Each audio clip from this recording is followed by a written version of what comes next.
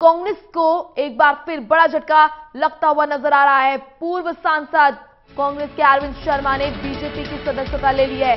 हरियाणा के प्रभारी अनिल जैन ने ये सदस्यता दिलाई है। अरविंद शर्मा ने कांग्रेस पर निशाना साधा।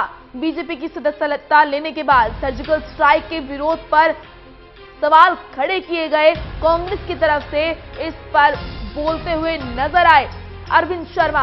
इस वक्त की बड़ी खबर आपको दे रहे हैं।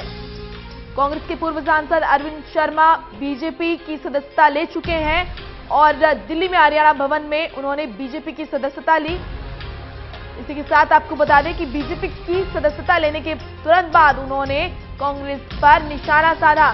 सर्जिकल स्ट्राइक और एयर स्ट्राइक पर सवाल खड़े करने को लेकर उन्होंने कांग्रेस पर सवाल खड़े किए और यहां पर कहा गया कि सर्जिकल स्ट्राइक और एयर स्ट्राइक पर सवाल खड़े करना सही नहीं है। हरियाणा के प्रभारी अनिल जैन ने अरविंद शर्मा को सदस्यता दिलाई।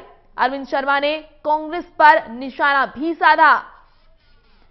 विनोद लामा हमारे संवाददाता बने हुए इस खबर पर ज्यादा जानकारी देंगे। विनोद, एक बड़ा झटका लगता हुआ नजर आ रहा है कांग्रेस को।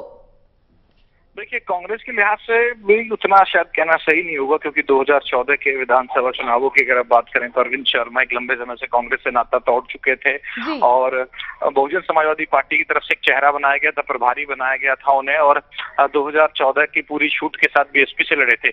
निश्चित तौर पर पूर्व कांग्रेसी सांसद के तौर पर उनका जिक्र किया जाएगा और ये चर्चाएं भी थी कि कांग्रेस में वापसी कर सकते हैं, घर वापसी कर सकते हैं, तो इसके लिहाज से कहा जाएगा। लेकिन कांग्रेस छोड़े काफी दिन हो चुके हैं, लेकिन हाँ, बीजेपी का कुनबा बड़ा है, बीजेपी को फायदा है, तो इसलिए से कहा जा सकता है कि बीजेपी के लिए एडवांटेज है।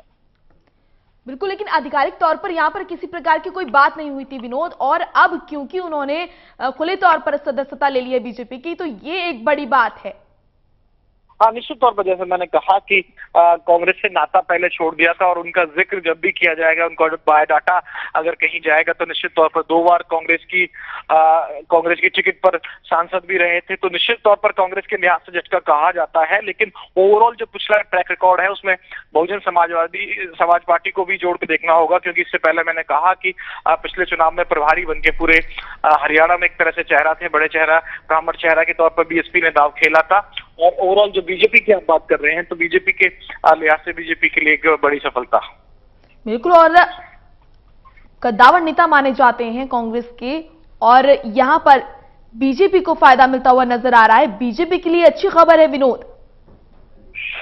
चुनाव से पहले इस चीज का फर्क तो बिल्कुल पड़ता है कि कौन किससे कन्वे में आ रहा है, किस तरह से बातचीत चल रही है, तो ये तमाम चीजें कहीं ना कहीं एडवांटेज होती है और एक माहौल बनाने की जो बात होती है उस लिहाज से कहा जा सकता है कि बाकी दलों के मुकाबले बीजेपी ज्यादा एग्रेसिव होके दूसरे दलों में सेंधमारी कर रही है और अपने कन्वे को बढ़ा रही है, अपने नेताओं के ऑप्शंस बढ़ जाते हैं। इससे मौजूदा कहीं ना कहीं कोई नेता जुड़ता है तो कुछ अपना पर्सनल वोट बैंक भी लेके चलता है, पार्टी लाइन से इतर या जो उसी पार्टी में हो रहा होगा। तो इन सब आम चीजों के लिहाज से कहा जा सकता है कि हरियाणा लोकसभा चुनावों में जो सबसे फ्रंट फुट पर जो बैटिंग कर रही है पार्टी इस प्रदेश में, वो बीजेपी है। हरियाणा चुनाव में किस तरह से और कैसे असर करेगा इनका, क्या कहते, अरविंद शर्मा का बीजेपी की सदस्यता लेना किस प्रकार से असर करेगा?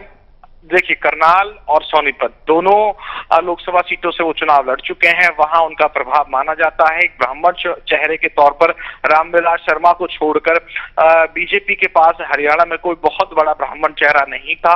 उस लिहाज से कहा जा सकता है कि असर पड़ेगा, और मैं स्पेसिफिकली आपको भी और दर्शकों को समझा रहा हूं कि उनका असर या उनके जो कार्यक्षेत्र रहा है वो सिर्फ करनाल नहीं रहा है, उसमें सोनीपत भी शामिल है।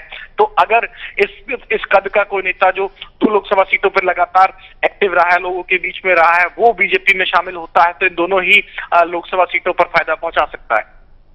चलिए, बहुत बहुत शुक्रिया आपका तमाम जानकारी के लिए विनोद।